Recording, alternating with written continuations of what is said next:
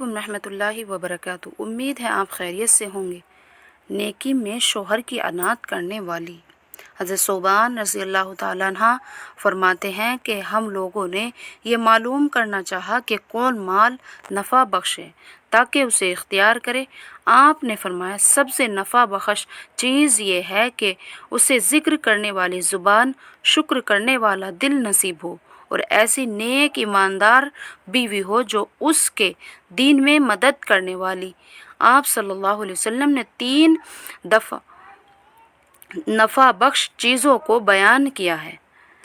وہ زبان جو خوب خوف خدا کو یاد کرنے والی ہو، یعنی وہ ہر وقت خدا کی یاد میں لگی ہو، اور اسے سے رطب اللسان مطلب یہ ہے کہ ہر وقت خدا کی یاد میں، کبھی نماز میں، کبھی تلاوت میں، کبھی درود میں، کبھی استغفار میں، کبھی سبحان اللہ الحمدللہ میں جاگی ہو تو خدا کا ذکر، جاگے ہو تو خدا کا ذکر، اور سو رہے ہو تو یاد خدا میں، بازار میں ہو تو خدا کا ذکر، جب دیکھو زبان یاد خدا میں لگی رہتی ہو، اس کی بڑی فضیلت ہے۔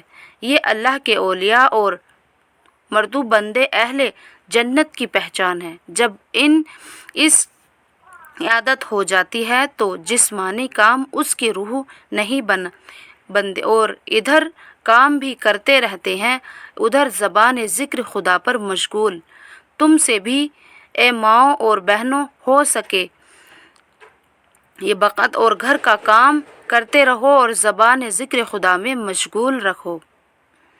قلب شاکر، دل شاکر کی بڑی اہمیت ہے۔ شکر سے نعمت میں اضافہ ہوتا ہے۔ شکر کا مطلب یہ ہے کہ خدا کی دی ہوئی نعمت، صحت اور مال کو خدا کی نافرمانی میں نہ خرچ کرو۔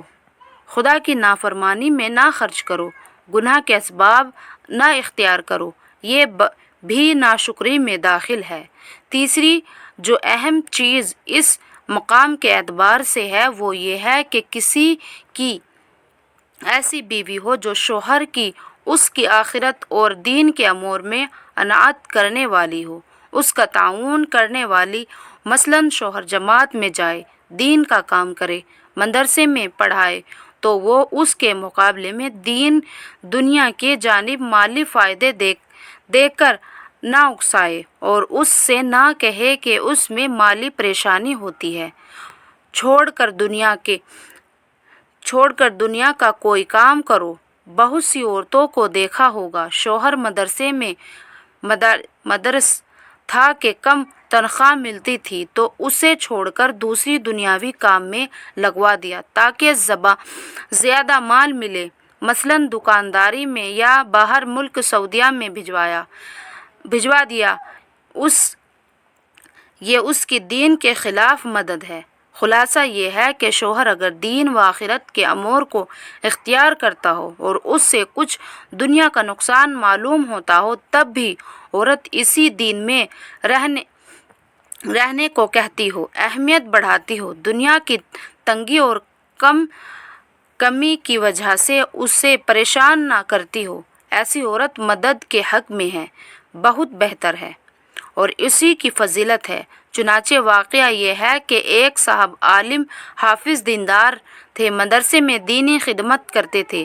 شادی کے بعد عورت نے کہا ایسے قلیل تنخواہ میں کیا ہوگا، فلانی عورت کو دیکھو کس طرح عیش و سرت کے ساتھ رہتی ہے، فلاں گھر کو دیکھو کس قدر فراوانی ہے، فلاں کو دیکھو تجارت یا دکانداری یا باہر ملک میں کام کرنے کی وجہ سے اس قدر خوشحال ہے، کس قدر کھانے پینے اور اسباب کی راحت ہے۔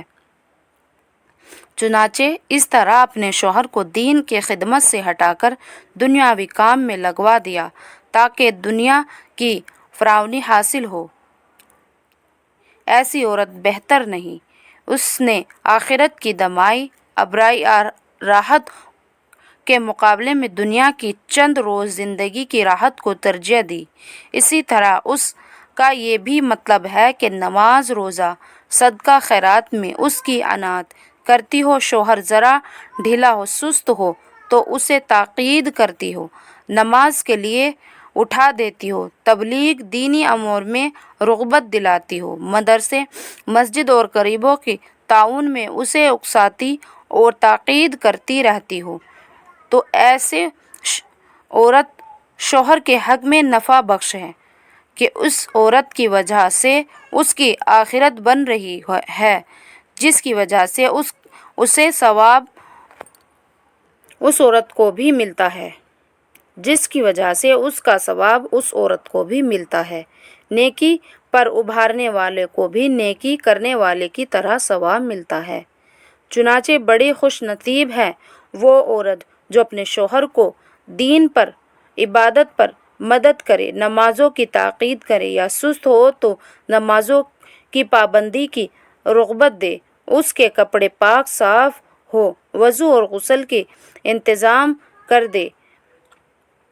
کر دیتی ہو تاکہ وقت پر سکون سے نماز پڑھ لے۔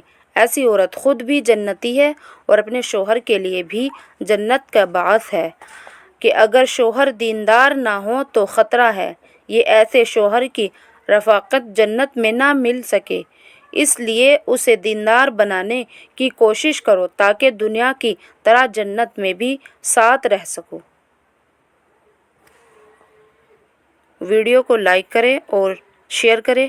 ایسی ہی حدیث سننے کے لیے چینل کو سبسکرائب کریں۔ السلام علیکم رحمۃ اللہ وبرکاتہ۔